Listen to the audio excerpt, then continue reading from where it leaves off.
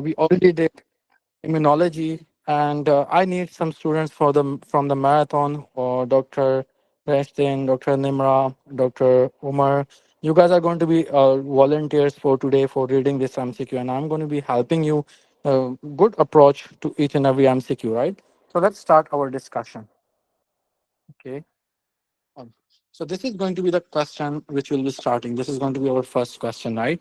So who is going to be the volunteer for today and read this question for me? Let me mention that before you guys are, reading any questions on your real exam or on the U world, you should be starting with the last lines. Yes, any questions? I want to volunteer for reading the questions.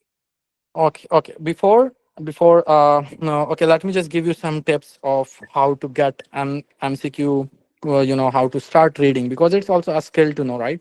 Before starting reading any MCQ, you should be starting with the last 3 to 4 lines, because it can save a lot of your time on your real exam day as well. Because once you know that what this MCQ is asking, right? So on your real exam, you're going to be having a bunch of MCQs from almost any system. It can be from any system. It can be from cardio, endo, renal, anything, right? But the advantage of reading it from the last line would just narrow down your brain. You would know that yes, it's from this system, right? So then you will be better able to understand the approach, what they're asking, whether they're asking your diagnosis, whether they're asking your treatment, whether this is MCQ is related to which system. So it can just give you a clear idea of that, right? So yes, Sure. please, some volunteers just come in front, right? Yes, So can I start?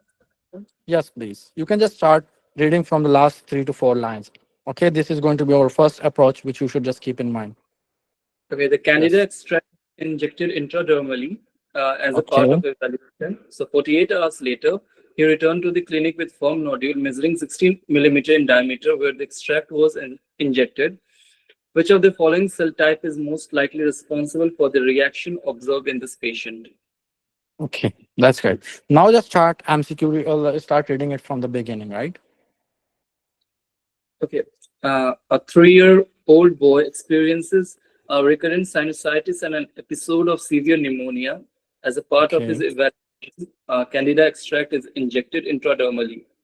48 hours later, he returned to the clinic with firm nodule measuring 16 millimeter in diameter, where the extract was injected. Which of the following cell type is most likely responsible for the reaction observed in the patient? Option A is B lymphocytes.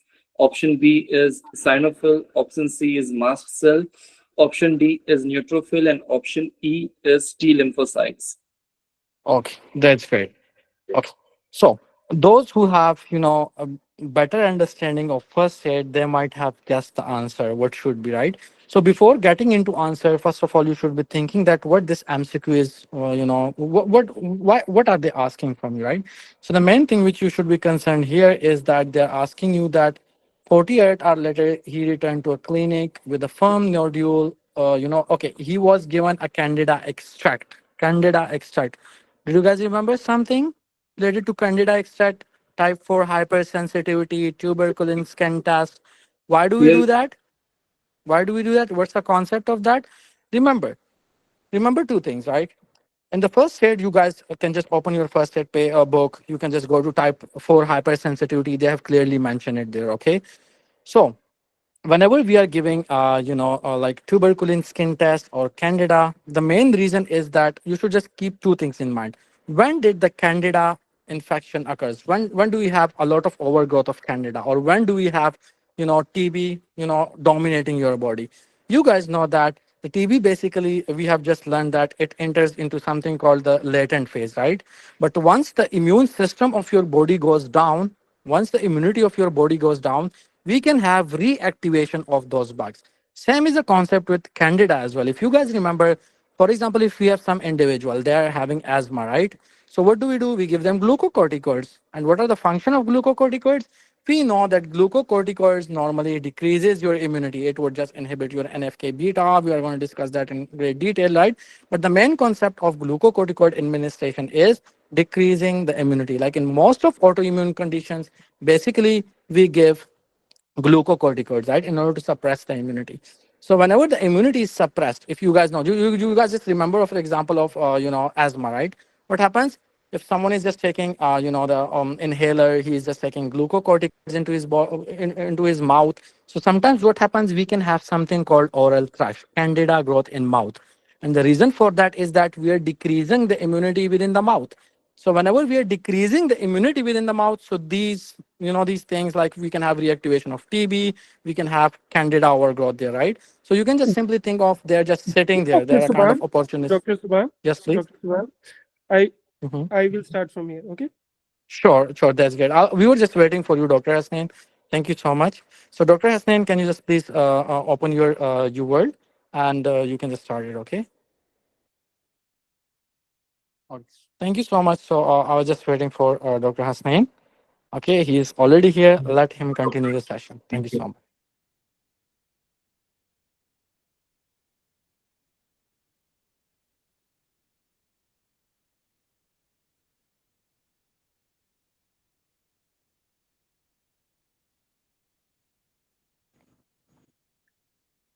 Okay. Continue.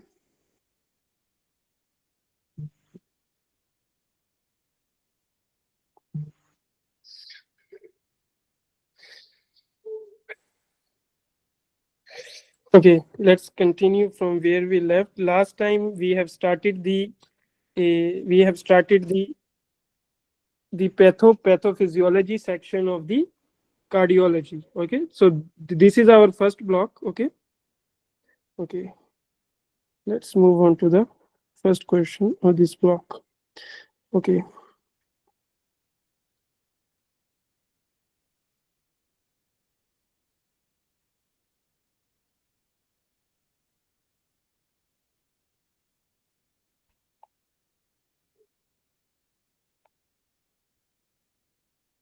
Okay.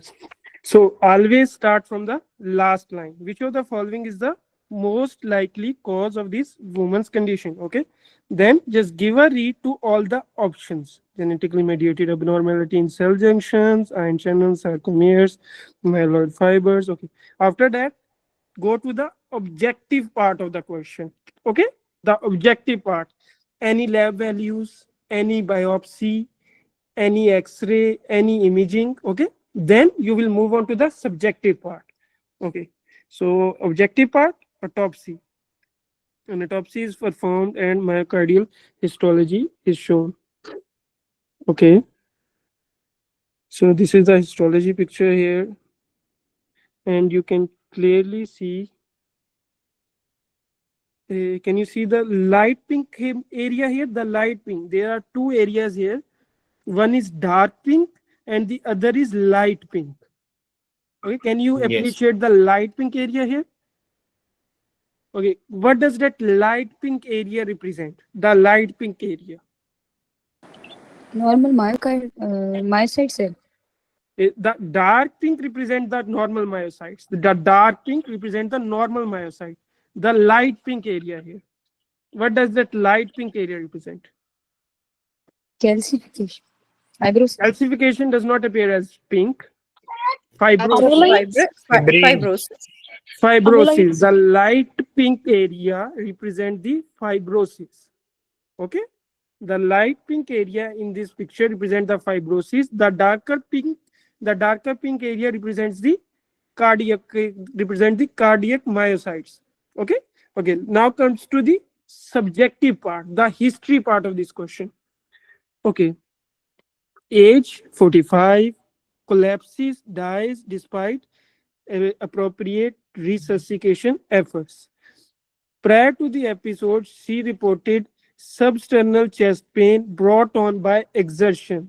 Okay. Substernal chest pain brought syncope episodes on exertion. Young age, sudden cardiac death, fibrosis. Okay. Now we'll see all the abnormal findings here. Fibrosis on the autopsy finding, young age, sudden cardiac death, syncope on exertion. Okay. Substernal chest pain brought on by the exertion, as well as episodes of palpitation and lightheadedness. Okay, now we have to find an answer which can justify all of these all of these finding. Okay. Okay. Infiltrative disease due to deposition of amyloid fiber. Option number D.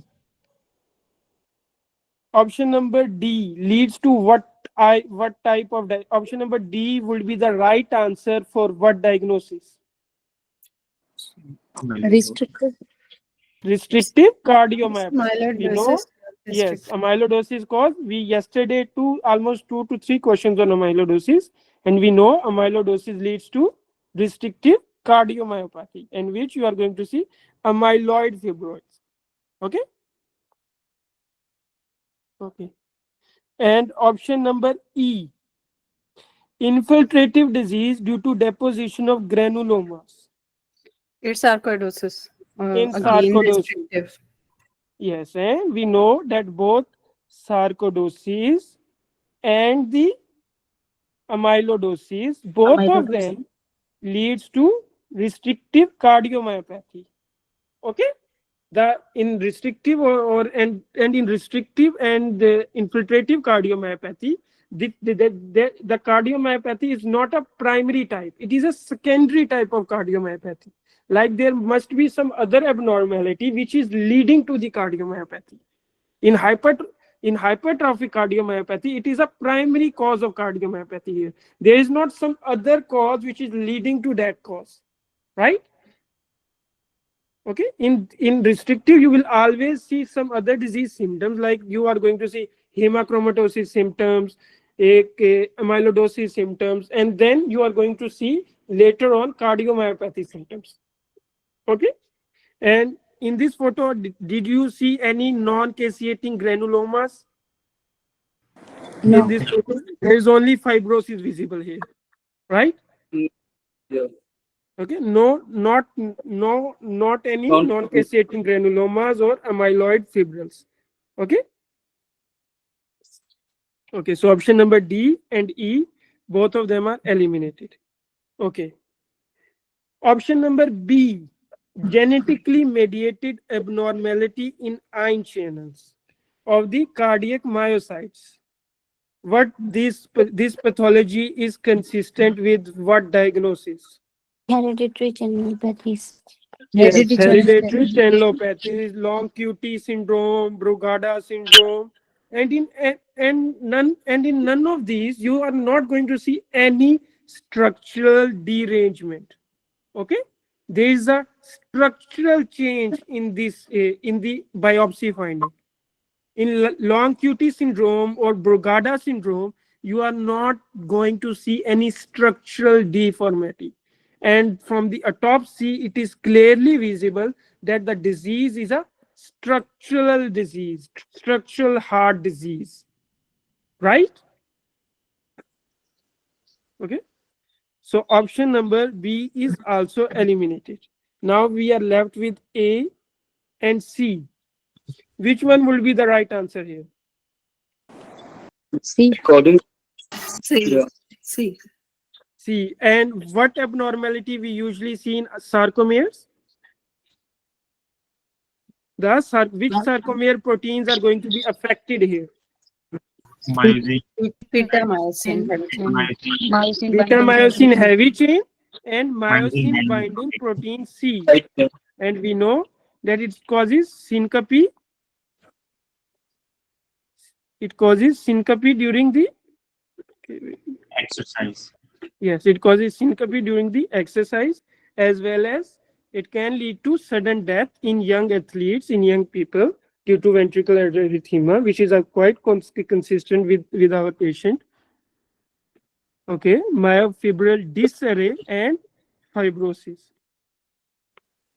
Okay, myofibril disarray and fibrosis. And we are seeing fibrosis and myofibril disarray in this patient. Okay, so the right answer is option number C. Okay, this is option number C, fibrosis. Okay, let's see this photo. Okay, there is interstitial fibrosis is marked as light pink area. Okay, that bluish area light pink. Okay. Okay, let's move on to the next question. Okay.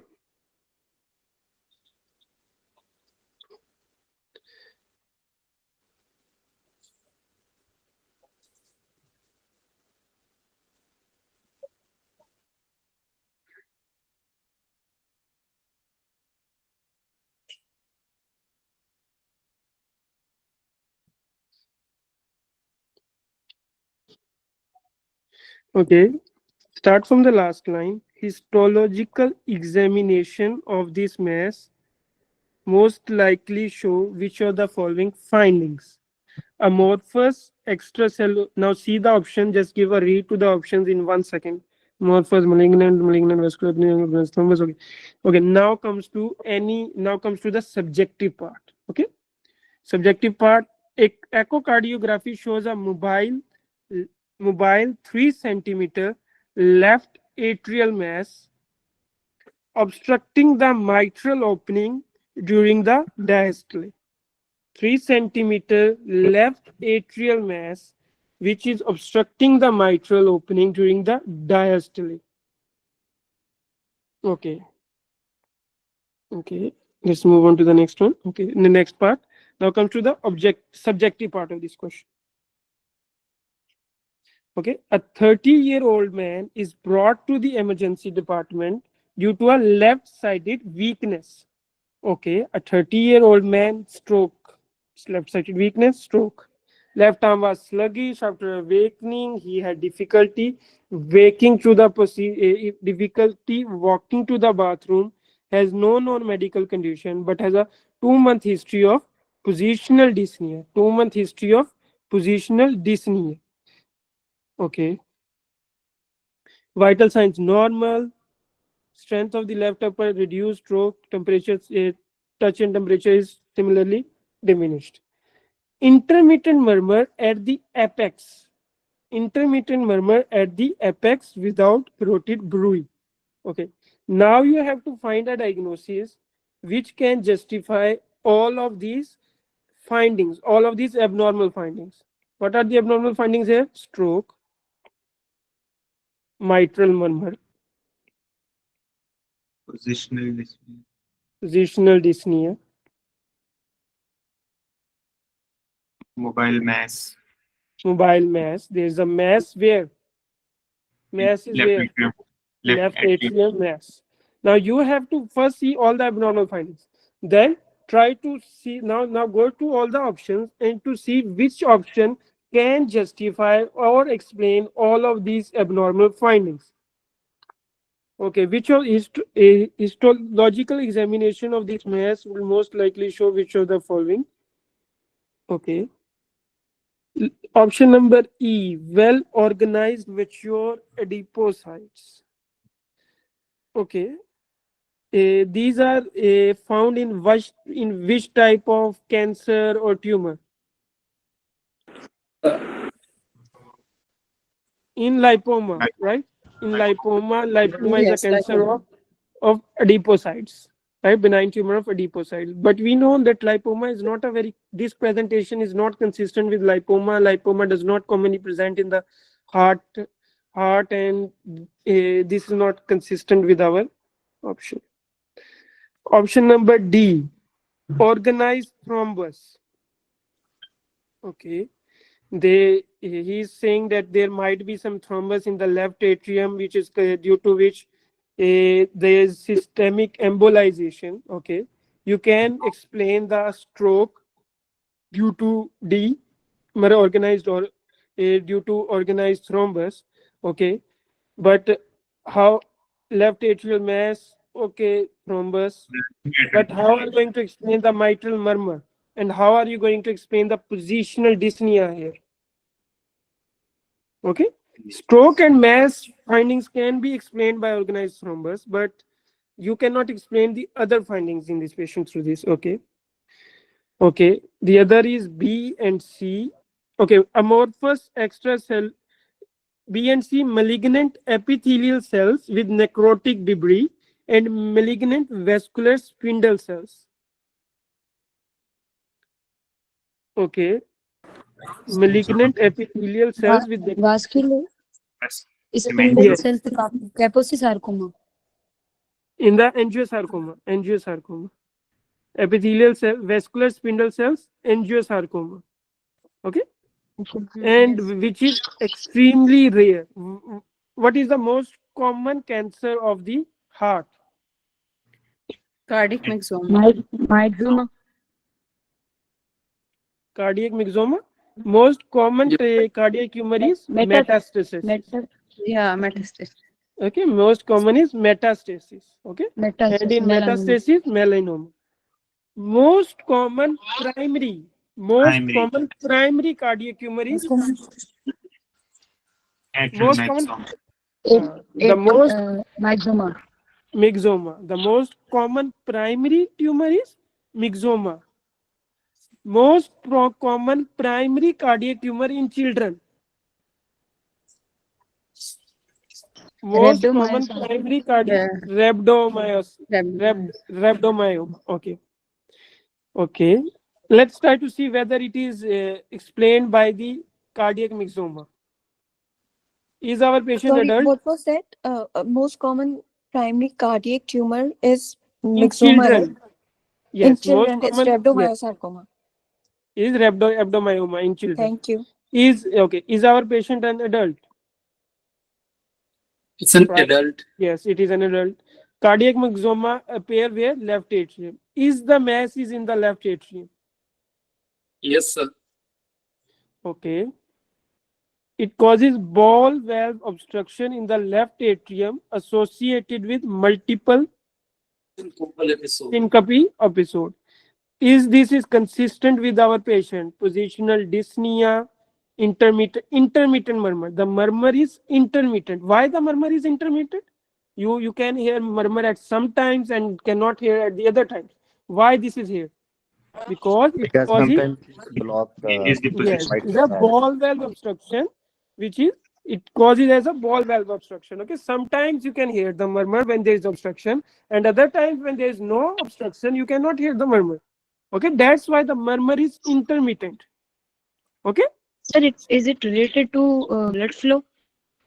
yes, it is related to blood flow. Okay, it is going to cause transient mitral valve obstruction, leading to the symptoms that mimic mitral valve stenosis. Okay, you are going to hear tumor plop sound. Early Yes. diastolic tumor plop sound, which mimics the mitral stenosis. Okay, okay, okay. All of these, okay, and it can lead to the embolization as well. Okay, and due to that embolization, we are seeing stroke symptoms in this patient. Okay, the stroke symptom is due to the embolization of the cardiac myxoma. Okay, now comes to the histology picture. Histology is gelatinous material, myxoma cells emerged in gags. In the gags, glycosa, aminoglycan. Gags are present where? In the extracellular matrix.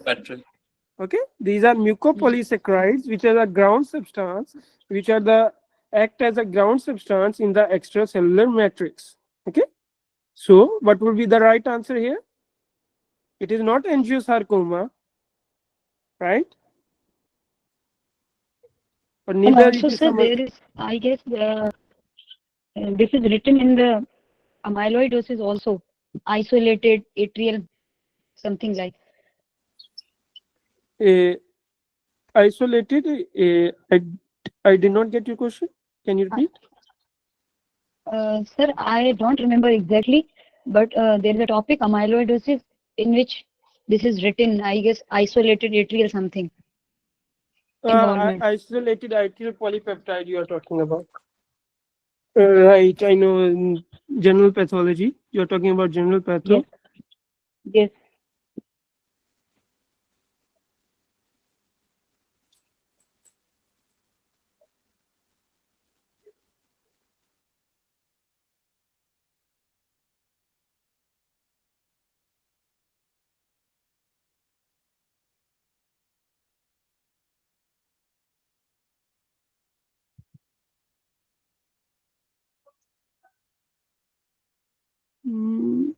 Isolated, you are talking about this Yes, isolated atrial atrial amyloidosis. amyloidosis, right? So it is not related with this. It is not related with this, but both of them are related to the extracellular matrix. Both of them you are going to see amorphous material. Okay, because gags are present where in the extracellular matrix, they act as a ground substance for the extracellular matrix. So their picture looks similar to amyloidosis. Okay, so the right answer is amorphous extracellular matrix. Okay.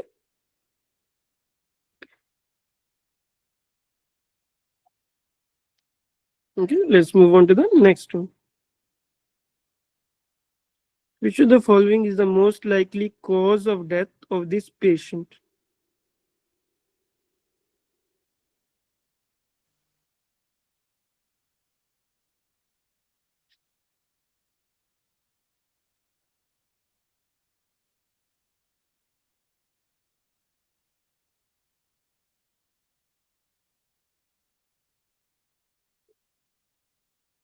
Which of the following is the most likely?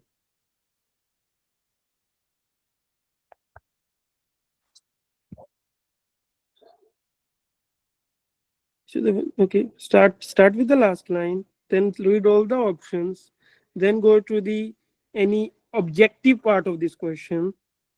Autopsy, heart appears grossly enlarged, layered mural thrombus, grossly enlarged heart and a mural thrombus in the left ventricular apex.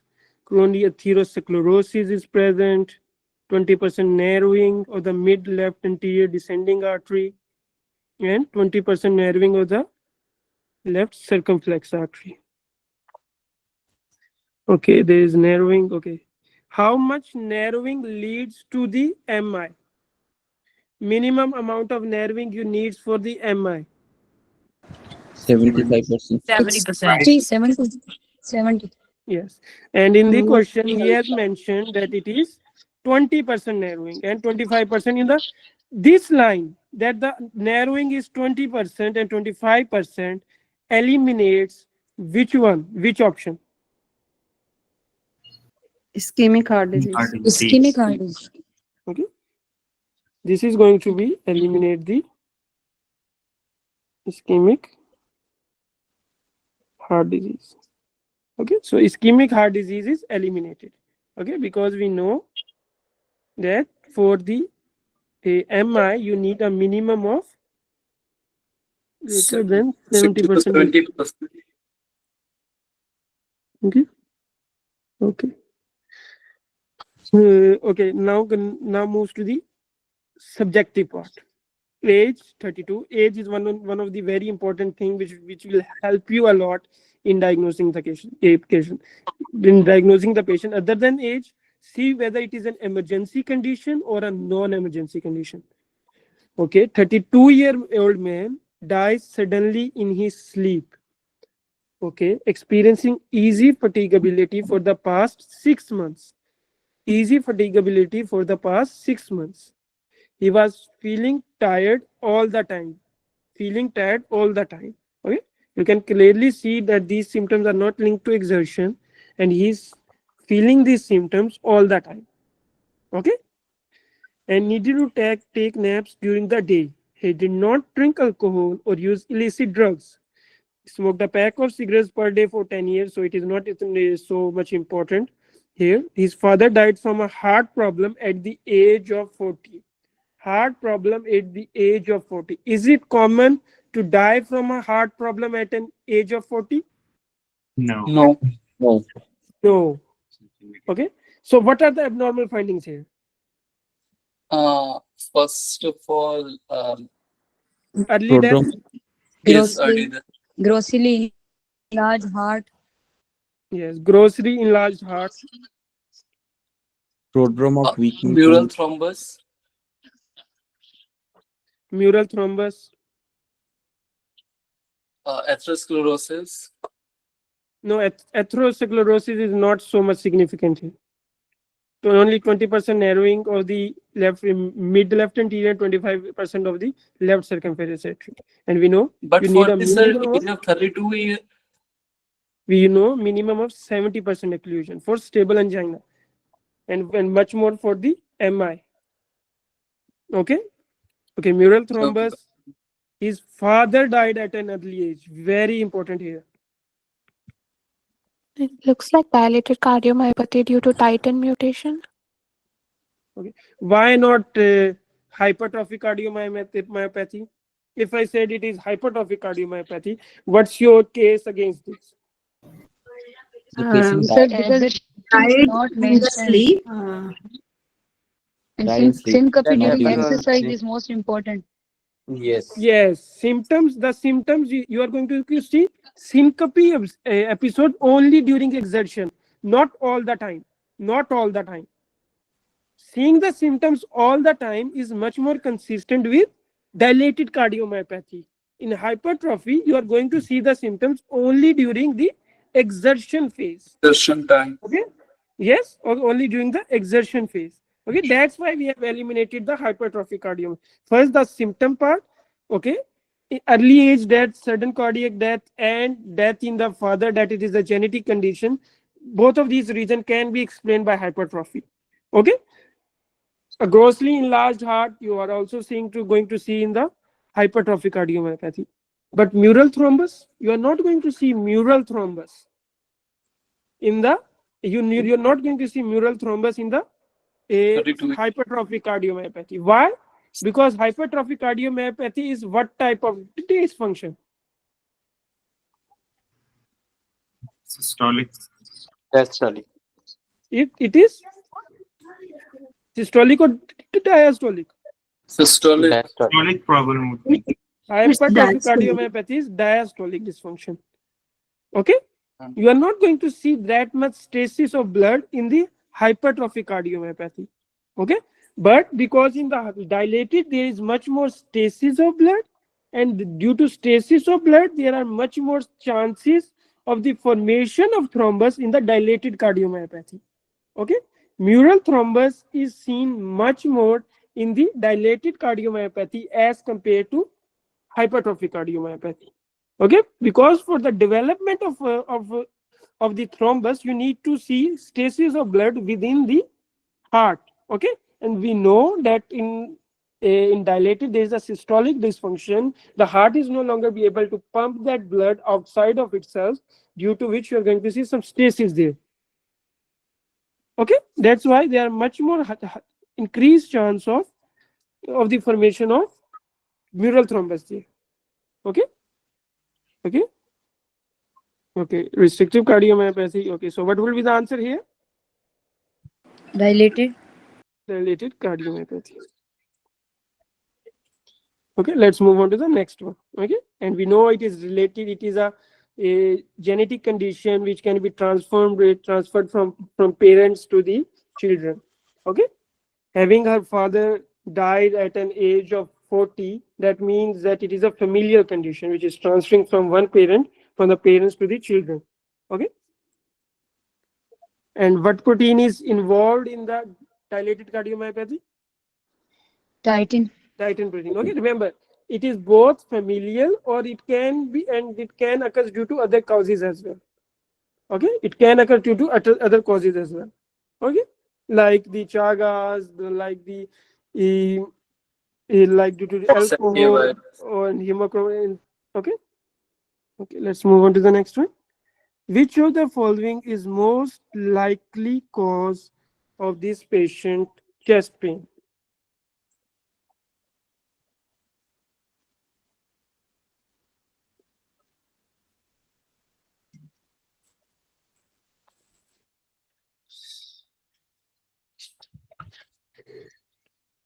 Okay. Start with the last line, then give a read to all the options. Pericardial inflammation. Most likely it is related to some pericardial disease, because there is more options of pericardial. Okay, then move on to the objective part. Then the create auscultation. Okay. Now let's move on to the subjective part of this question. Now see what are the abnormal findings here. STEMI. The patient has acute STEMI. Okay.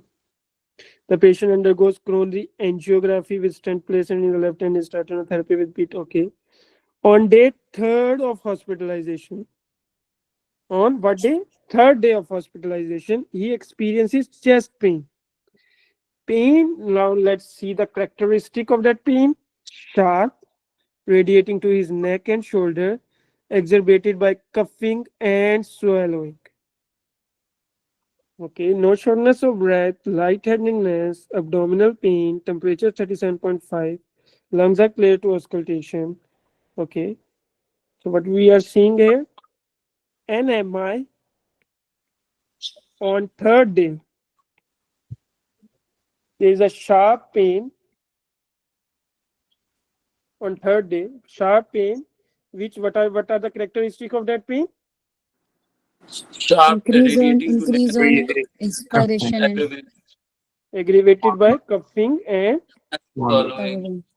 swallowing.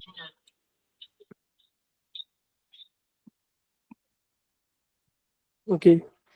All of these features. Does any of these feature ring any bell inside your head? Okay, let's see the other options. Thrombosis of non-culprit coronary vessel. Thrombosis of non-culprit coronary vessel. Option number E. So he is saying that there is a recurrent thrombosis of some of some other vessel, which is not the stented vessel. Okay, and we know the pain of myocardial ischemia is not typically sharp or pleuritic, but rather constant, substernal, and crushing pain. It is not sharp pain. and Okay. radiating to the jaw and arm. Yes.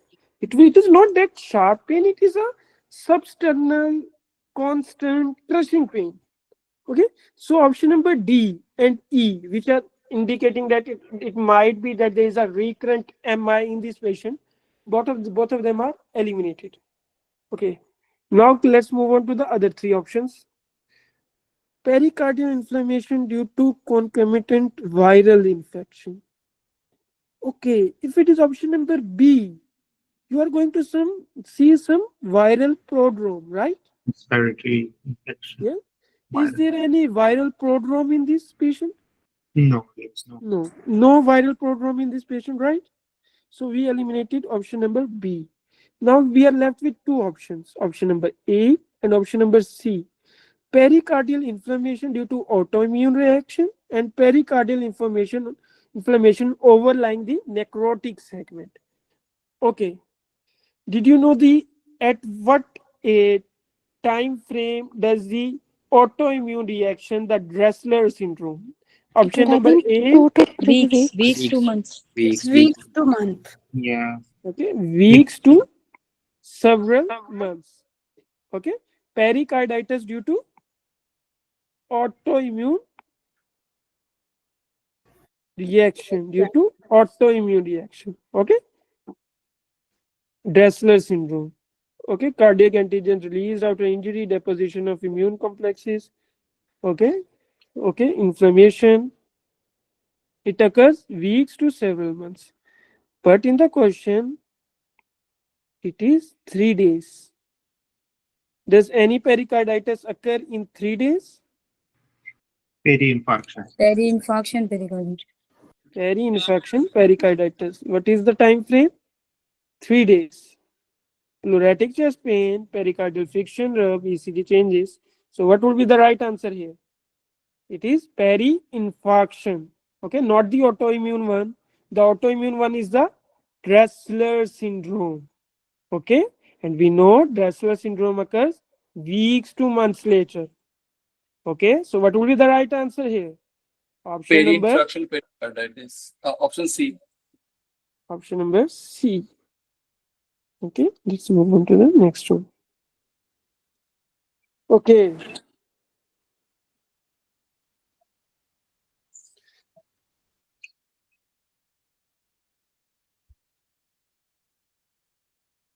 Okay, class, you have seen these pictures so many times. Up till now, you should be like pro in this picture. Okay, there is an eosinophilic pink waxy amorphous material here in the photo.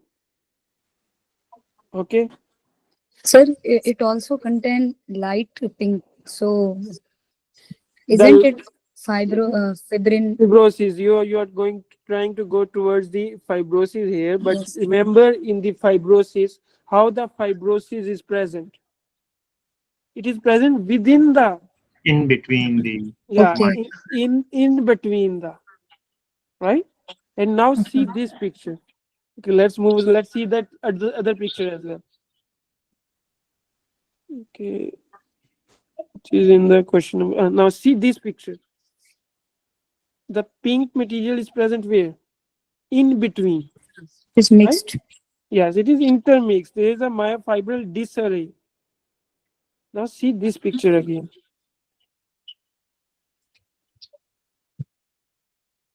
Okay. Yes. What is the age group here? it's Amyloid. old. It is 65 years. 65. 65-year age group. Okay, and we know that amyloidosis can cause a there is an age-related amyloidosis which occurs in the, Transthyretin. yes, transthyretin. Very good. And It causes amyloidosis. restrictive pattern. Yes, amyloidosis leads to what type of cardiomyopathy? Transthyretin. Restrictive. Okay, due to the transthyretin protein, but restrictive cardiomyopathy, right? Okay, 65-year-old man. Now let's see the subjective part of this question. Okay, 65-year-old man evaluated for progressive shortness of breath, had exertional dyspnea for the past year, and has been experiencing weight gain and peripheral edema for the last several weeks. Okay, no previous history of cardiac or pulmonary disease. Cardiac biopsy of the left ventricle shows the histopathological findings. Okay, restrictive and the, okay. Okay, what will happen here?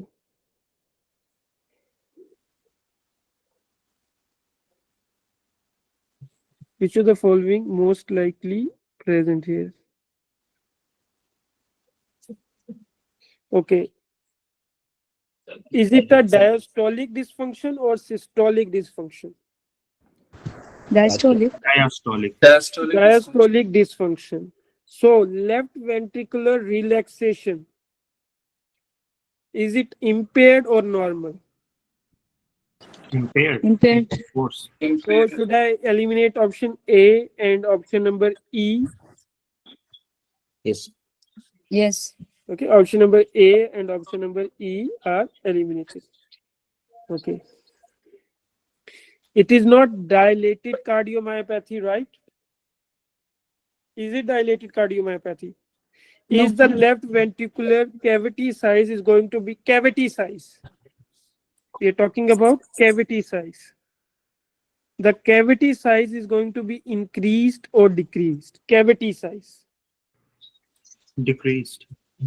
Decreased. Decrease. is going to be Yes. decreased. The myocardium would be Fibro shrinking. okay, especially in amyloidosis. Okay, the myocardium will be thick, and we know in dilated it is thin but long, right? Okay, so it will be thick like the hypertrophic one.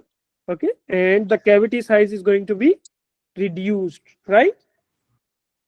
It is going to be like, if this is the after the hypertrophic cardiomyopathy, the size of the cavity,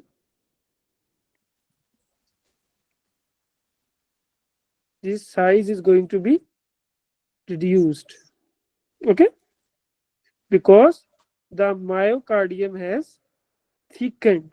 Myocardium has thickened. Okay, due to infiltration or to whatever reason. Okay. Okay, so left ventricular cavity size will not be dilated. Left ventricular wall thickness. What will happen to the left ventricular wall thickness? Increase. Increase. Increase. It is going to be increased. Because Okay. it's Okay. So the only option left is going to be okay. What will happen to the left atrium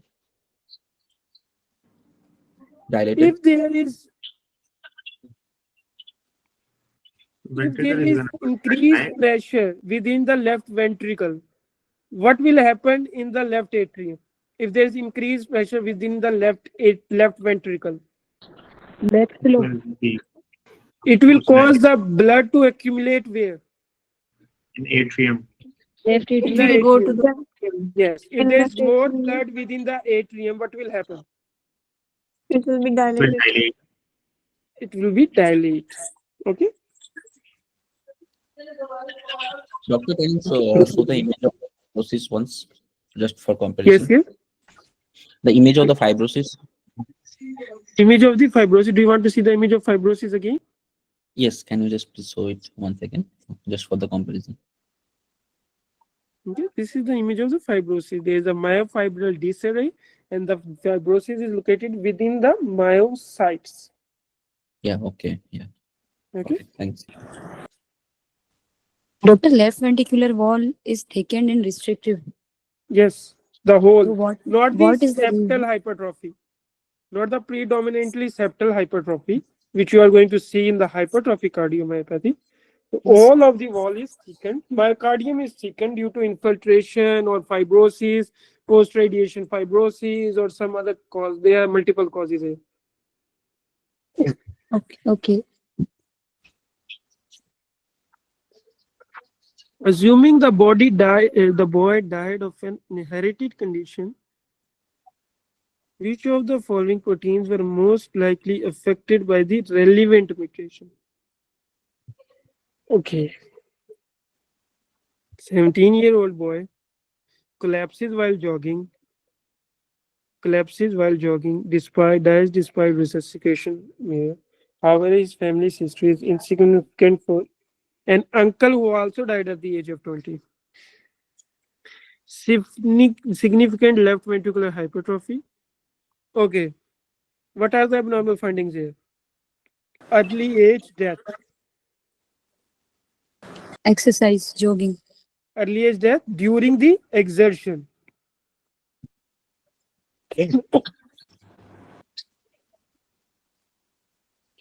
What is the second? Increased Family, left ventricular hypertrophy. family history.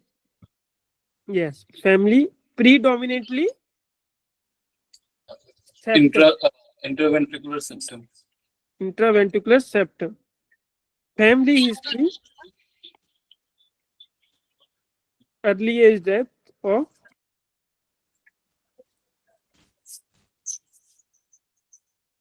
an uncle. Okay. There are 3 findings.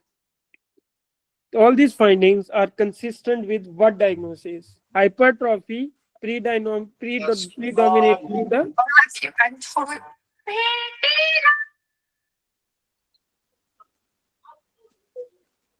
hypertrophy predominantly affecting the septum. And we have seen this trend multiple times now. There is asymmetrical septal hypertrophy. You are going to see syncope during the exertion, and we know that it is 60 to 70% are familial autosomal dominant conditions. Okay, there is going to be sudden death in young people. Okay. Okay, what proteins are involved in this? A, beta myosin heavy chain. Myosin binding protein C and beta myosin heavy chain. So what will be the right answer here? It's A. Beta myosin heavy chain. It's A. Okay, it is A. Okay. Option number E would be the right answer for what diagnosis? Amyloidosis, restrictive Amyloidosis. myopathy, Option number D. Brugada Membrane syndrome, or Brugada. Yes. Okay. Option C for Marfan. Marfan, yes. So option number C for Marfan. Okay. Let's move on to the next one. Okay. Okay. Which of the following is the most likely diagnosis here? Start from the last line. Read the whole options. Acute MI, acute viral myocarditis, cardiac tamponade, constrictive pericarditis, septic shock, tension, pneumothorax. Okay. Emergency department with fatigue and lightheadedness. 34-year-old man. Okay.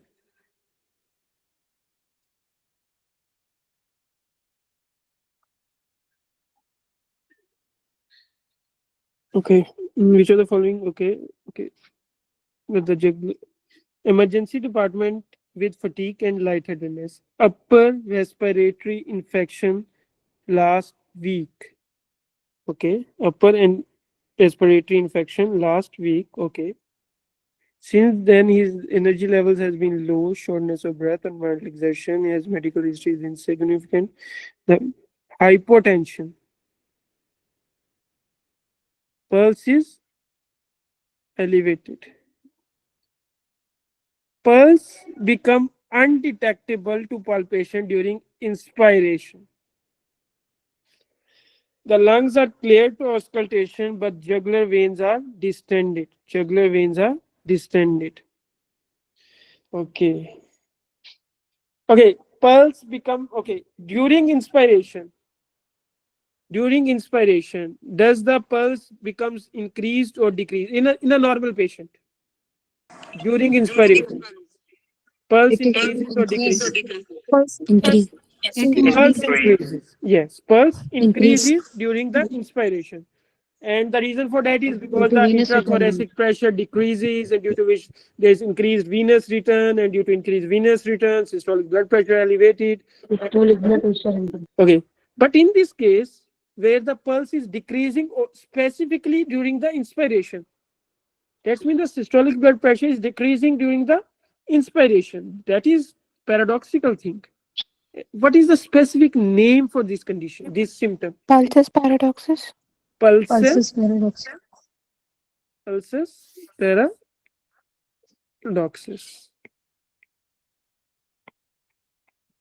Okay, pulsus paradoxus. Other than that, there is hypotension in this patient. viral prodrome, Okay, viral prodrome in this patient.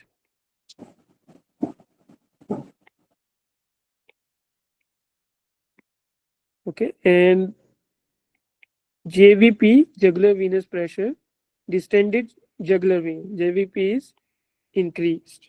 Pulsus paradoxus. Okay. Does acute viral myocarditis leads to pulsus paradoxus? No. no, No. sir, Pulsus paradoxus is seen in what conditions? the Can you mnemonic tell me? group, so COPD, OSA, Constrictive pericarditis. pericarditis, Asthma, COPD. Customer COPD, PCOT. Remember the mnemonic PCOT. Pot. Yes. PCOT. A P for pericarditis, C for COPD. Okay. Of a group asthma, OSA, asthma and COPD, and T for cardiac tamponade. Okay. If you go with the option number B, acute viral myocarditis, you cannot explain the pulsus paradoxus here. Okay. Okay. Constrictive pericarditis can explain the okay. Okay. And what option number A, E, and F? Can these explain the pulsus paradoxus here? A, E, no, and F. sir, No. No. It can also does not explain the. Okay. Now we are left with C and D. Constrictive pericarditis and the cardiac tamponade. Okay. Okay. Okay. What is the timeline of constrictive pericarditis? Does constrictive pericarditis develops within a week? Is it possible for the No. No, there are constrictive pericarditis? calcifications, No. fibrosis. Calcifications, yeah. It takes several months, okay, to develop. It takes several months to develop. But in this case, it is developed within a week, okay, and the JVP is elevated. There is pulsus paradoxus. There is hypotension, okay, and all of Yes. these can be explained with pericardial tamponade. Yeah, cardiac Okay. tamponade. Yeah. Back to Doctor, so the Bextride is present in the cardiac tamponade. So we have hypotension here, we have a distended JVP here. So if muffled heart sounds is present or not absent, can we still say it like for it to be cardiac tamponade, even though the three is not there? Yes, the three are not there. There are only two here. But Two. if you Yeah. are, but for that, sometimes when there is only he has only given you two, you have to then eliminate the other option and see which option is going to be best for this one. Okay, Okay. and you can see the symptoms cannot be explained by any other option here. Some options can explain one or two symptoms. Okay, but none of these options can explain all of these options. Okay. And what is the cause of cardiac tamponade here? What is the Myocarditis. cause? Viral. Viral pericarditis. Viral the pericarditis. one. Okay, the viral pericarditis here. Due to the viral pericarditis, the patient develops cardiac tamponade, and we know that pericarditis can lead to cardiac tamponade. Okay,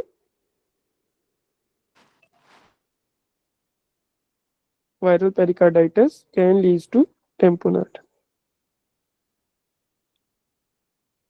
Present with friction, often complicated by pericardial effusion. Okay, let's move on to the.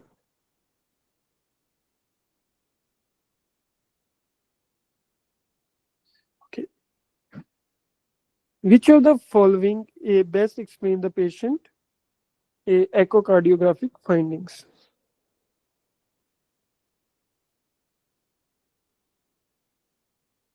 Okay.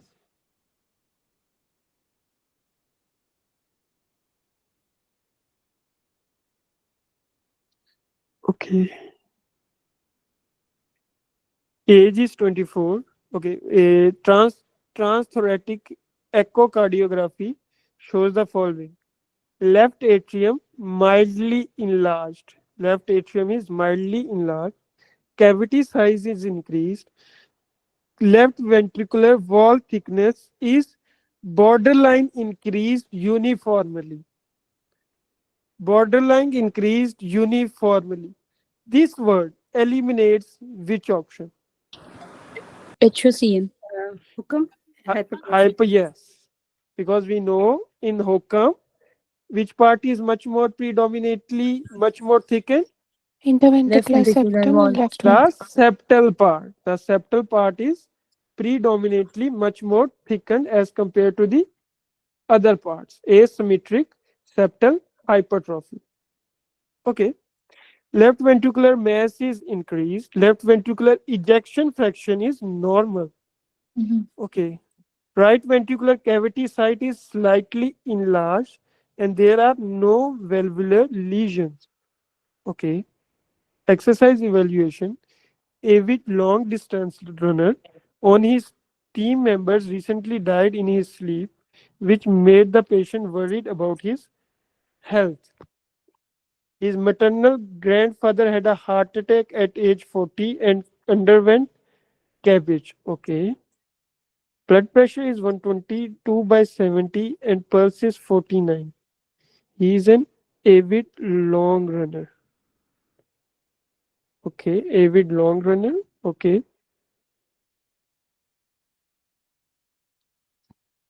Okay. If it is premature coronary artery disease, if you see it is option number D, it is say some kind of ischemic cardiomyopathy leading to dilated cardiomyopathy. What will happen to the left ventricular ejection fraction? It will decrease. And we know that in ischemic cardiomyopathy, we are going to see dilated cardiomyopathy, right? Yes. Yes, Okay, sir. but in this, there is no dilation here. There is no dilation here. Okay. So, do you think that viral myocarditis can explain all of any of these symptoms? Is there any prodrome here? No, sir. No. And yes, No. and it cannot explain these features: left ventricular mass increase, cavity size. He's a avid long distance runner. Long distance. Yes. Okay, long distance runner. Okay, okay, okay. There is no viral prodrome here. Okay, now there are two options: anabolic steroid use, and the anabolic steroid use can cause concentric left ventricular hypertrophy. Okay, a pathological concentric left ventricular hypertrophy. But that is going to cause reduced diastolic, that is going to be characterized by reduced diastolic function. Okay, and you are not going to be seeing a the pulse. The pulse in this patient is low. Okay, the pulse is low. Why the pulse is low here?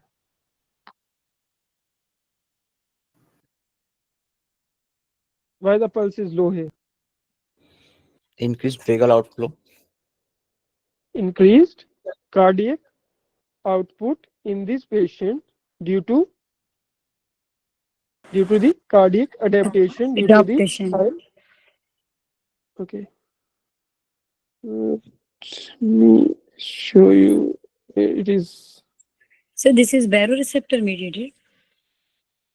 yes, yes, yes. This is baroreceptor mediated.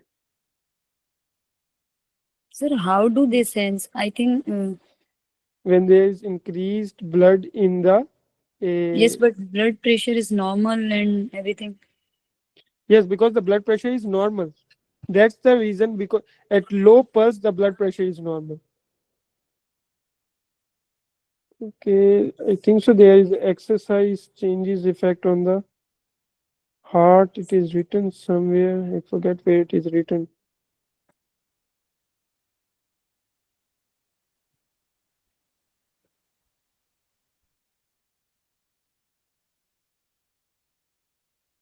Okay, so what will be the answer here? Cardiac B. adaptation. Cardiac adaptation. Okay, okay, okay. Let's start the next block. Okay, just give me a second.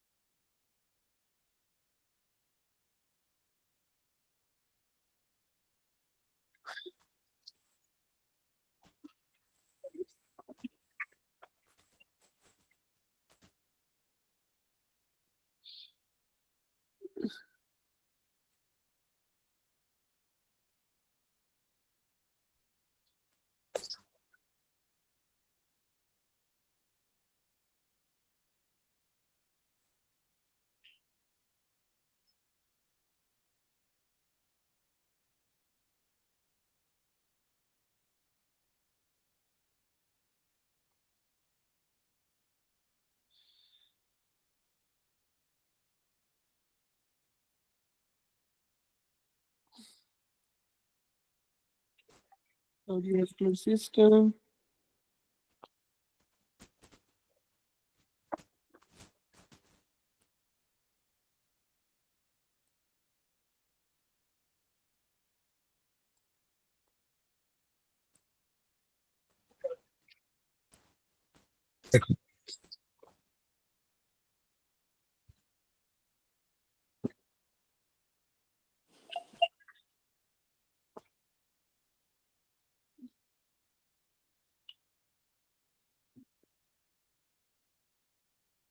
Mhm.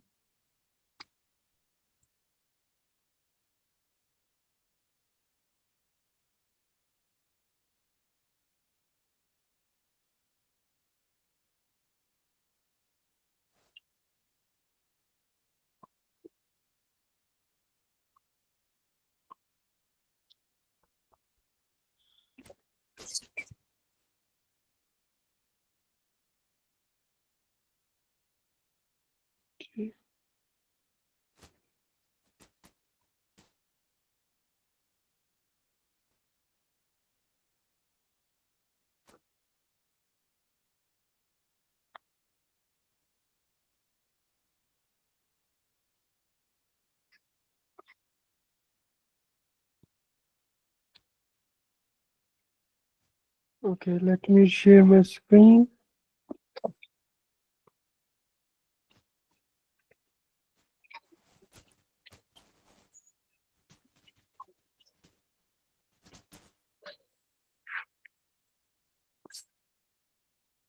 Can you people see? Can you people see my screen? Okay, is my screen visible? Yes, it is. Yes, doctor. Yes. Just give me a minute.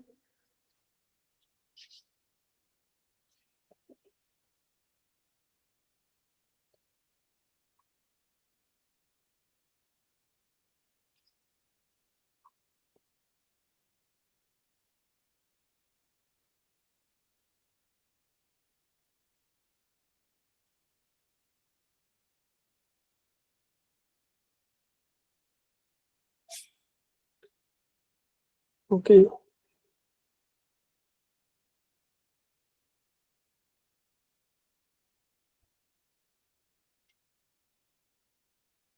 Which of the histological examination of the lung will most likely reveal which of the following? Okay.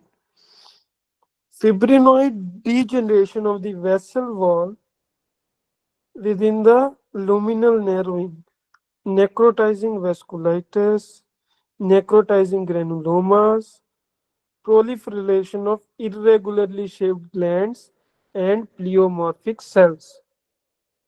Okay. 35-year-old previously healthy woman.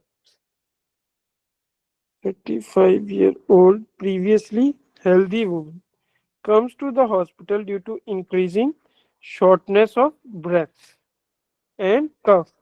Shortness of breath and cough. Okay. Over the past few months, she had arthralgias, fatigue, low-grade fever, and weight loss. Okay. Hemoglobin is decreased. Okay. Bun and creatinine is elevated. Bun creatinine is elevated. 28 divided by 2.7. What will be the answer? 28 divided by 2.7. Less than Less 15. than, less than 10. Less than? 14 something. 10. It is less than 10. Yes, it is less than 10. Okay, almost 10. Okay. Okay, so it is less than 15, right? It is Yes. less than 15, and we know if one creatinine ratio is less than 15, that's mean Pre-renal. it is Intra. Intra. intrinsic. Intrarenal. Intrinsic. Yes, intrinsic kidney injury. Okay, so whatever the cause here, it is causing intrinsic kidney injury here, right? And low hemoglobin as well, and there is hematuria. Okay, there is hematuria here. There is hematuria here. Okay, CT scan of the chest is, let's see, CT scan.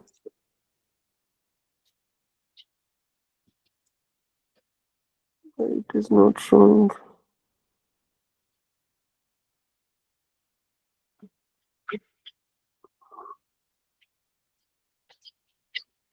I don't know why it is not showing here.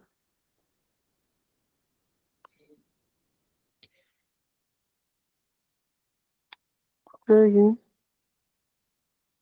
Ah, okay. Okay. So on the feature. Okay. What can you tell me what you are seeing in this lung chest CT? Air fluid level. Abscess in Air the fluid levels. Air fluid cavitating levels are seen in what? cavitating lesion. Abscess. Cavitating lesion. Abscess. It could be a Yes. lung There abscess. Could be okay, seen there in are the lung cavitations, lung abscesses here. There is lung cavitation here. Okay, and lung abscess, what you can say. Okay, and there is pulmonary infiltrate here. Pulmonary infiltrates. Okay, so both the lower airway and the upper airway, both of them are affected in this patient, right? And there is vagus. okay Vagus. a there be increased shortness of breath and cough. Okay, upper airway symptoms. Upper airway symptoms. Lower airway is also affected. You can see there is pulmonary abscesses, pulmonary cavitation, pulmonary infiltrates, right? Lower airway is also affected. Kidneys are also affected. There is hematuria by intrinsic kidney injury. Okay. So now we have to find the diagnosis which can explain all of these things. Okay. In which you are going to see that all three are going to be affected. Okay. Let's go on to the first option. Fibrinoid degeneration of the vessel wall with the luminal narrowing. This histological picture is going to Polyarteritis be nodosa. seen, it is seen into Polyarteritis polyarteritis nodosa. nodosa. Okay, fibrinoid degeneration of the vessel wall. Okay, let me.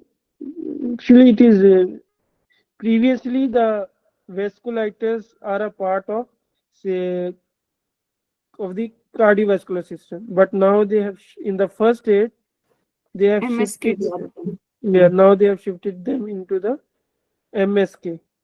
But in the U world, when you try to solve the cardiovascular questions, you are going to see these questions here. Okay, polyarteritis nodosa. Okay, okay, pulse appearance. Okay, and you are going to see fibrinosis.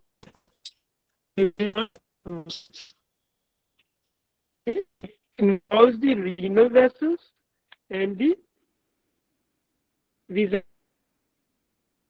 lungs and spares the lung. Is in our patient the lungs are spared? Yes or no? No. No, they are not spared. CT of the scan, you can clearly see pulmonary infiltrates, lung abscesses, lung cavitations. Okay, so A is not the right answer. Okay, okay. Proliferation, necrotizing granuloma with the predominance of eosinophils. Necrotizing granuloma. It is Church-Strauss. Eosinophilic granulomatosis with polyangiitis. Okay, we are going to see eosinophils plus granulomas. Okay, okay. Asthma, eosinophilia, systemic vasculitis. Okay, okay, Okay, but in this you are not going to see upper airway involved. Okay, you are not going to see a pulmonary infiltrates or something like that. Mostly condition are due to allergy, like the asthma condition or the eosinophilia. Okay, and it can also cause peripheral neuropathy, but not these type of symptoms. Sorry. Okay, now comes to option number B, necrotizing arteritis and focal collections of epithelioid histiocytes. This is going to be seen in what condition?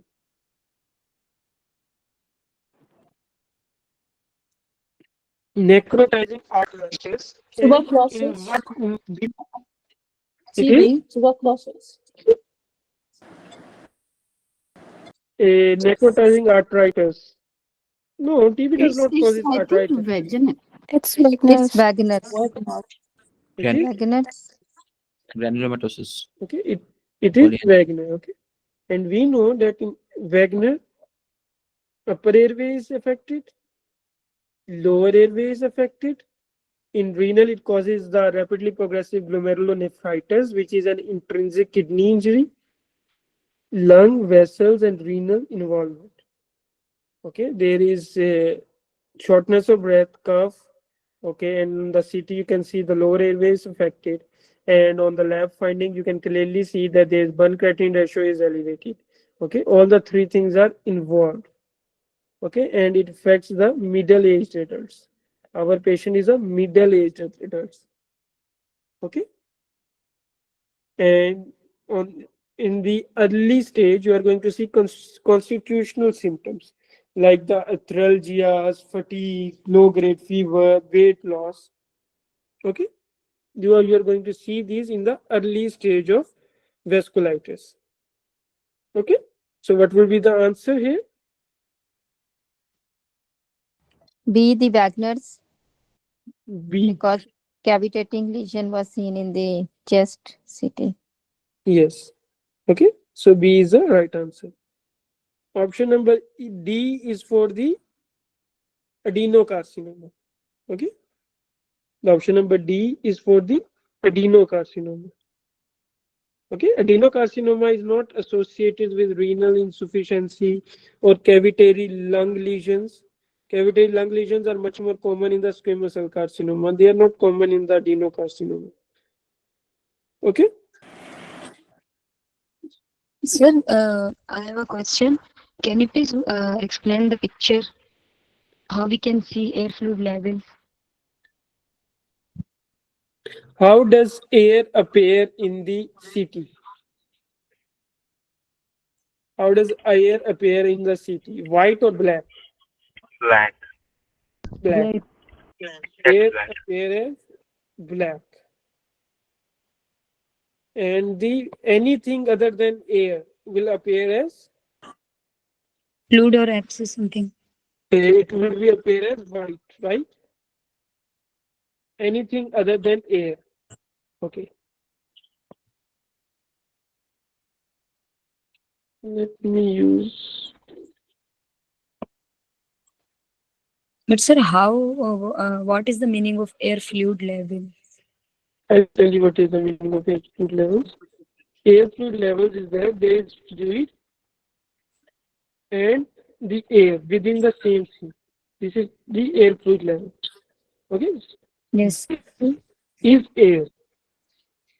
This thing is fluid. You can see there's a clearly a border here in between both of these. Okay, so these are called air fluid levels. Okay, we are going to shift with the how you are taking the person, how you are taking the image of the person.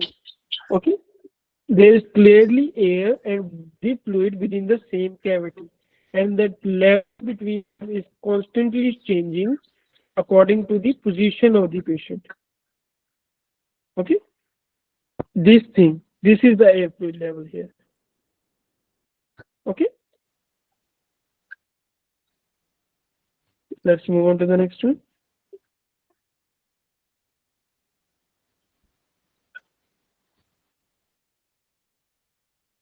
Okay. Which of the following is the most likely diagnosis?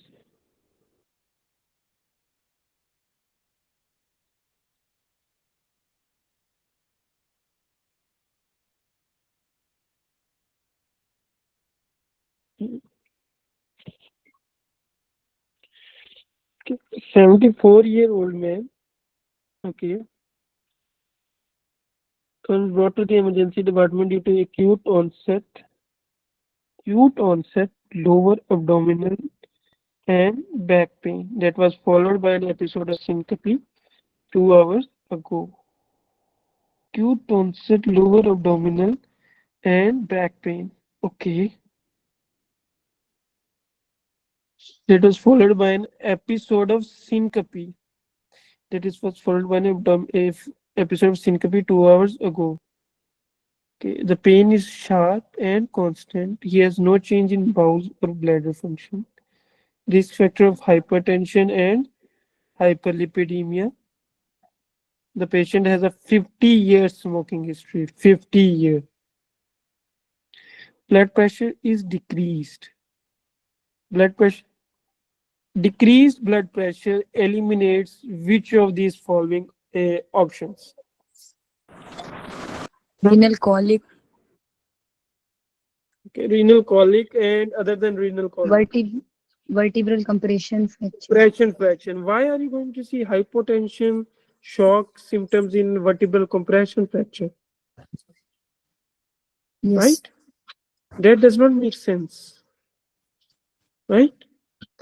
In renal colic, you are going to see a colicky pain, and the colicky pain is going to be where?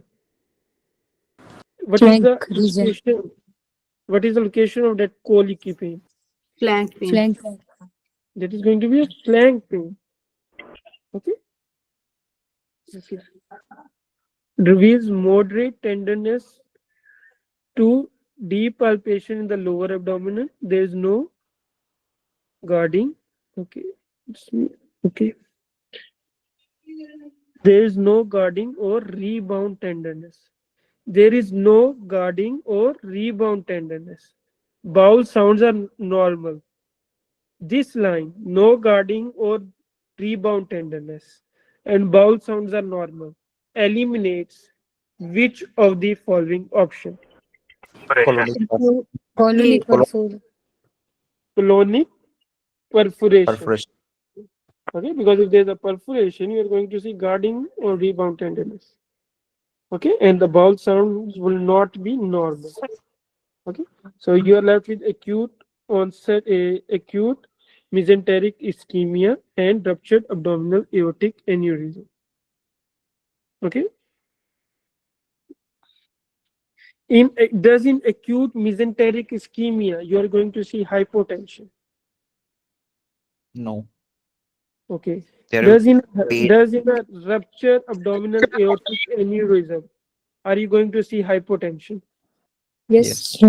Is smoking is a risk factor for abdominal aortic aneurysm? Yes. Yes. Does or you are going to see moderate tenderness to depalpation in a ruptured abdominal aortic aneurysm? No, sir. So won't there be a pulsating mass in the abdominal aortic No, we are aneurysm? not talking about abdominal aortic aneurysm. We are talking about ruptured abdominal abdominal aortic aneurysm. Oh, There's a okay, difference. sir. There's a ruptured and there is the normal. Now it has ruptured. So you are going to see the moderate tenderness to depalpation here. Okay, because now Okay, the sir. internal hemorrhage is going on there. And Okay. also, sir, abdominal and back pain radiating to the back. Yes, that is going because where is the abdominal aorta located? On the back. Okay, and now you are going to see hemorrhage blood collecting on the back. Okay, due to which you are going to see all of these symptoms, hypotension and all of this. Okay, there is going to be a maybe the hemorrhage is starting to show symptoms at a very early stage if it is intraperitoneal rupture, If it is retroperitoneal rupture, you are going to see delayed symptoms. Okay, advanced age, smoking, atherosclerosis, all of these are symptoms of all of these are risk factors for abdominal aortic aneurysm. Okay. Okay. So the right answer will be C. Okay. Aortic. Rupture may be present as a triad of pulsatile abdominal pain, acute abdominal or back and pain. Does our hypertension. patient has acute abdominal or back pain? Yes, sir. Does our patient has does our patient has hypertension? Yes, sir. Yes, sir. Okay, so he hasn't told us anything about the pulsatile abdominal mass. Okay, but the patient most likely will also have a pulsatile abdominal mass before the rupture. Okay, so the right answer is D. Okay, and tobacco smoking is the biggest risk factor. Our patient is smoking for how many years? Yes. 50 years. 50 years. Okay. Sir, if the answer has to be mesenteric ischemia, how it will present, sir? Acute mesenteric ischemia, you are going to see less physical symptoms. Okay, and more pain. The physical symptoms and the findings are no longer be present there. There will be minimal tenderness, and you are not going to see hypotension and syncope episodes as well. Okay, sir. Okay. You are going to see food reversion, weight loss, very large pain with less physical examination findings. Okay, sir. Thank you, sir. Okay, which of the following is most likely best explain the patient AKI?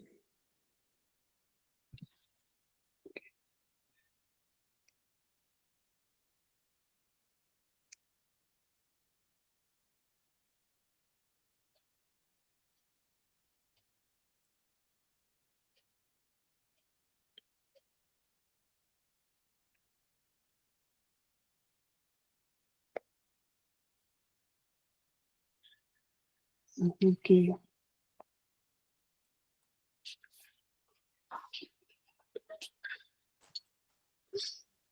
Okay. Best explain this patient AKI, alteration of the blood pressure flow relationship in the renal arterioles, drug-induced glomerular injury due to immune complex formation, drug-induced interstitial inflammation, drug-induced renal due to crystal deposition. Okay. Pre-renal azotemia due to global reduction in cardiac output. Okay. What is happening here? Okay. It's like ATN, sir. Acute tubular necrosis. Comes to the 58-year-old man, emergency room, headache. Significant for long-standing hypertension and medication non-adherence. Okay. Medication non-adherence and long-standing hypertension. He came due to headache. Okay. Blood pressure on arrival was 231/135. 20 minutes after intravenous hydralazine is administered and his blood pressure has reduced. Serum creatinine has increased from 1.1 to 1.6 and there is abundant granular costs. Okay. Why there is a abundant granular cost here? Tubular necrosis. Acute tubular necrosis is happening in this patient. Okay. The patient has developed ATN here, right? Okay. Yes, sir. So option number C, if it is ATN, then option number C is eliminated, right or wrong? Yes, sir. Yes, sir. Yes. There'll be more eosinophilia. And the azotemia here is it due to pre-renal or intrarenal? Intrarenal here, sir. Okay, so there is an intrarenal kidney injury here, right? Yes, Okay, sir. okay. Option number D. Okay, option number B. Drug-induced glomerular injury due to immune complex formation. Is it glomerular nephritis or ATN? That's our No, diagnosis. Glomerulonephritis. No, it's ATN. ATN. It is ATN, not the glomerular. It is not glomerular nephritis, right? Okay. Okay. If it is drug induced renal tubular injury due to crystal deposition, which occurs in some drugs like acyclovir or in danavir, okay, you are going to see crystal urea, but on urine sediments you are also going to see crystals. But on the urine sediments, does you see any crystals here? No. No. Okay, because what is the cause of ATN here? What is the cause of ATN here? Sudden decrease in Hyperbilirubinemia. BP. Sudden decrease in. BP. Yes, No. sudden decrease in BP. There are two types of. It can be caused by due to two things: ischemic or nephrotoxic injury. In this, it is ischemic or nephrotoxic. Ischemic. It is due to Ischemic. the ischemia here. Hmm. Okay, because when you give intravenous hydralazine and his blood pressure drops, you are going to cause ischemic condition because the kidneys has not been adapted to the lower blood pressure. Okay. Okay. Okay. Yes. So the right answer here is A. Because sir, it is going to decrease after load. yes, it is going. But if you decrease the blood pressure at a rapid rate, rapid correction of blood pressure toward normal may induce relative ischemia. Okay. The problem that occurs here is that there is a rapid reduction in the blood pressure. Okay. Okay. And because the kidneys have already become adapted to the new high blood pressure, and now you have decreased the blood pressure Okay. rapidly, they do not have the time to adapt to the new normal. Okay. And due to which the ischemic conditions have developed in the kidneys, leading to the granular Okay. transformation. Okay. Okay. So sir, it is not going to cause because of the it decreases after load. Yes, the cause here is decreased after load. But when the blood pressure is high, when the blood pressure is high, the kidneys had become adapted to the increased blood pressure. Okay. Yes. But now you have rapidly reduced the blood pressure. Rapidly reduced the blood pressure. Yes. The kidneys were adapted to increased blood pressure, and they do not have the time to adapt to this, due to which there is a relative ischemia. Even when the new blood pressure is normal, but for kidneys, it is a ischemic condition because they have adapted to the previous condition. Okay.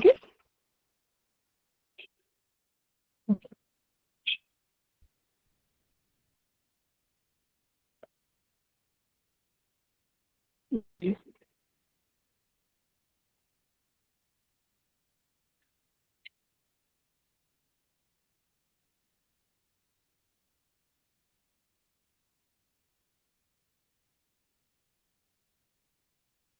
Okay.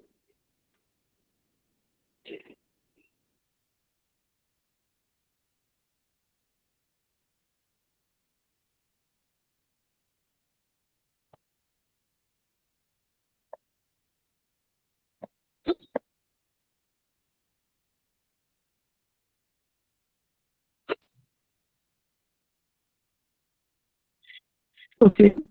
Which of the following pathological findings in the kidney is most correlated with the patient's acute condition. Correlated with patient acute condition. Okay, hematocrit has decreased. Okay, first see the option: fibrinoid necrosis, focal glomerulosclerosis, granulomatous inflammation of the media, homogeneous acellular thickening of the arterial wall.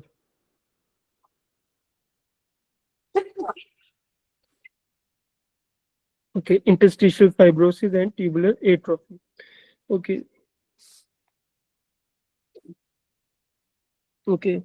Peripheral smear numerous schistocytes. Serum creatinine has elevated.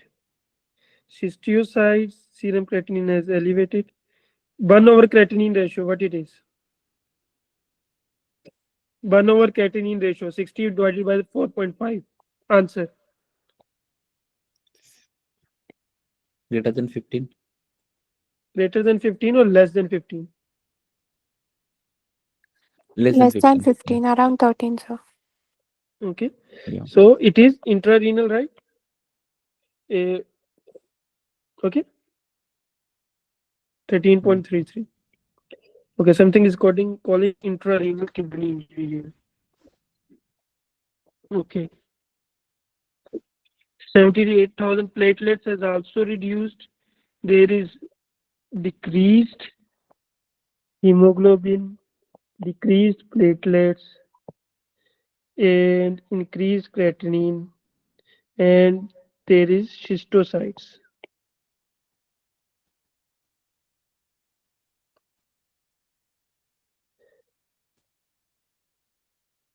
Okay, let's see the subjective part of the question. 42-year-old man, emergency department, one after the onset of severe headache, nausea, vomiting, confusion. Emergency, 1 hour, severe headache, nausea, vomiting, confusion. Primary hypertension and CKD. He has been prescribed antihypertensive agents but has been non-compliant with the therapy recently. Okay, blood pressure is 20. What is the blood pressure? 240 by is non-compliant, primary hypertension, and now the what is the blood pressure here? Okay, there is bilateral papilledema. What is the okay? I see. What is this condition called? In which there is elevated blood pressure greater than 180 by 120, and you are saying papilledema. Malignant Hypertensive emergency. Malignant. Malignant hypertension. Hypertensive emergency with evidence of acute end organ damage. Organ damage. And you can see there is Yes. papilledema here. And other than papilledema, you can see what is here. Microangiopathic hemolytic anemia. We know that in microangiopathic hemolytic anemia, you are going to see schistocytes. You are going to see decreased platelets. You are going to see decreased hemoglobin. Okay. So the patient has, and we know arterioles will show what? Arterioles will show what in hypertensive emergency? Fibrinoid necrosis. Fibrinoid necrosis of the arterioles. Fibrinoid necrosis. Okay, fibrinoid necrosis. Okay, so severe hypertension, bilateral papilledema, increased creatinine, low platelets, decreased hemoglobin, schistocytes, that means microangiopathic hemolytic anemia, papilledema, that is hypertensive emergency. Which of these option is consistent with hypertensive emergency? A, B, C, D, E. A. A. Arterioles may show fibrinoid necrosis. Okay. Option number A. Hypertensive emergency. Okay. So, doctor, here Maha is happening due to hypertensive emergency. Yes. Due to hypertensive emergency. show you for the other class.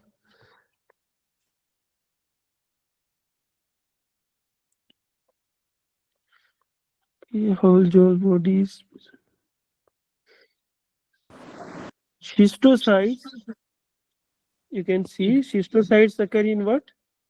Microangiopathic hemolytic anemia. Okay. And we know microangiopathic hemolytic anemia occurs in hypertensive emergency. It can complicate into microangiopathic hemolytic anemia. Okay. Okay.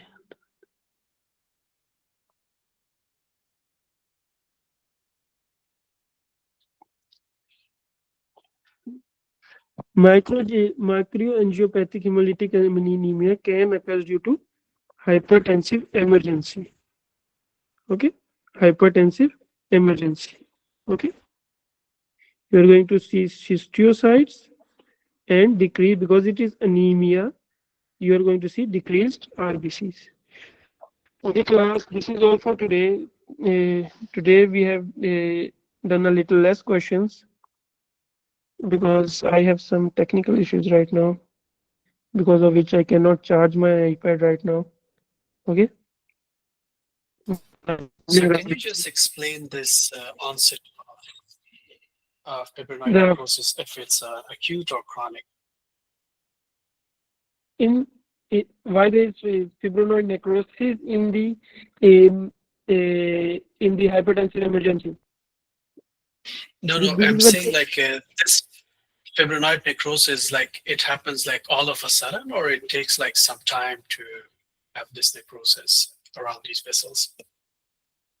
it takes some time. It does not appear all of a sudden.